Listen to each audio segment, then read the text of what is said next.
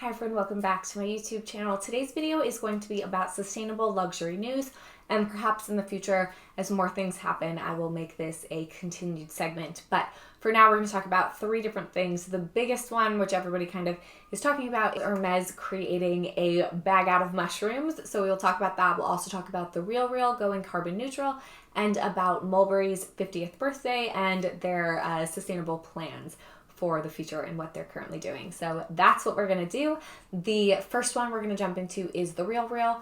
Keep it really nice and short. TheRealReal is now carbon neutral, which is very exciting. So these things have been released in Earth Month or on Earth Day. So TheRealReal has they've calculated their carbon. So they've had a few different people work with them to figure out their carbon emissions, and then they have offset those emissions, by paying to offset them. And they're not only doing that as of now, but they've backtracked their emissions as well. So that is how they're doing that. But then the other cool thing that they're doing, that they've created a new program called Recollection, where they are taking items that maybe are not in the best of shape or are no longer in style, whatever that's going to be. And they're working with a variety of different brands to do this.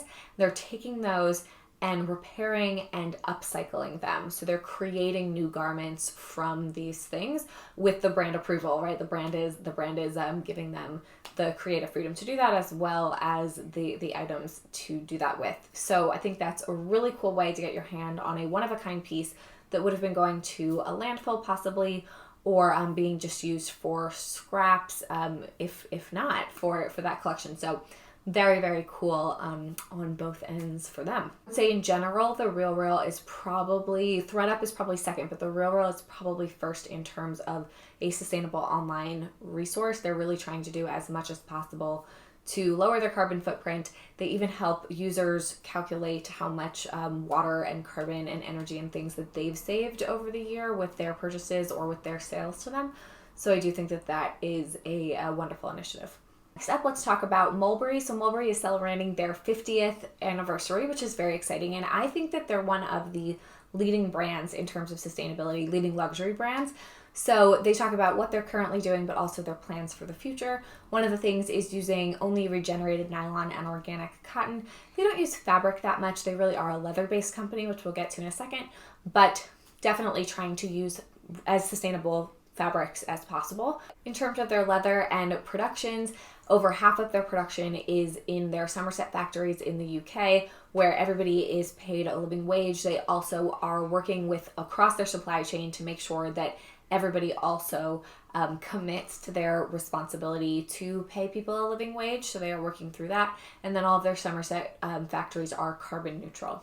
They have some plans to release some farm to finished products, so really paying attention to that supply chain, everything that goes into it.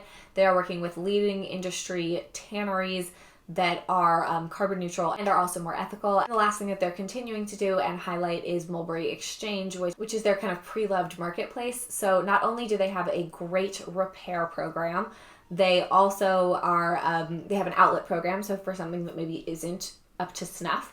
And then they also have this program which allows you to buy and sell their items pre-loved that they host.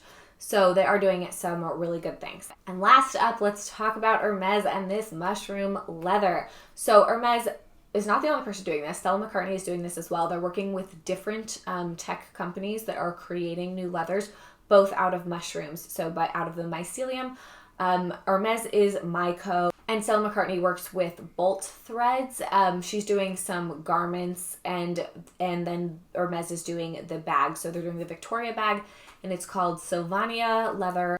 It's been in the work for 3 years and is expected to be released at the end of this year.